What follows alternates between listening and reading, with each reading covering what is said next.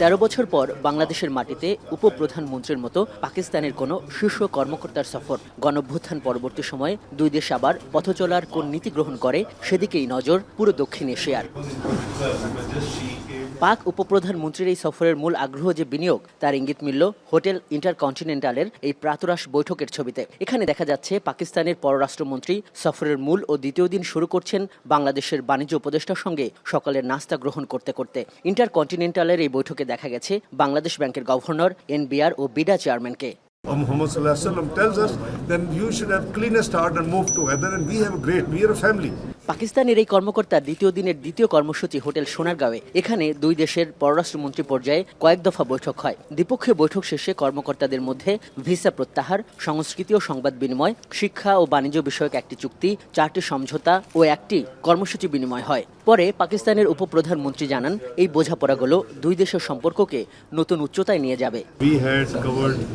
Wide range of areas, trade, economy, investments, mutual cooperation on security, defense, all sorts of areas under the sun. And we had unanimity of view. We did not have any difference of opinion, which is a very healthy thing. So we also signed today one agreement and 5 MOUs. Total 6 documents have been signed. And I think it's a great beginning.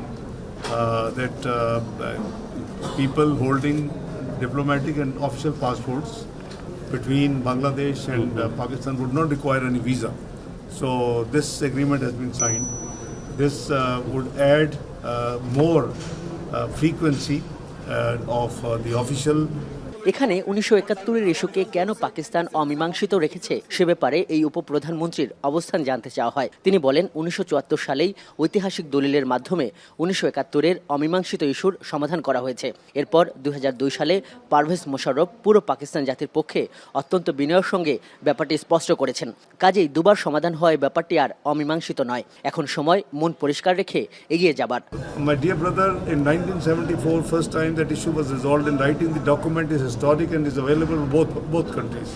And after that, General Musharraf came here in a very open and candid manner. He actually addressed that issue. And I think between a family, between brothers, once this is done, even Islam tells us to clean your heart. So I think let's move forward. We have to work together. We have bright future in this. So you see, this has been done actually.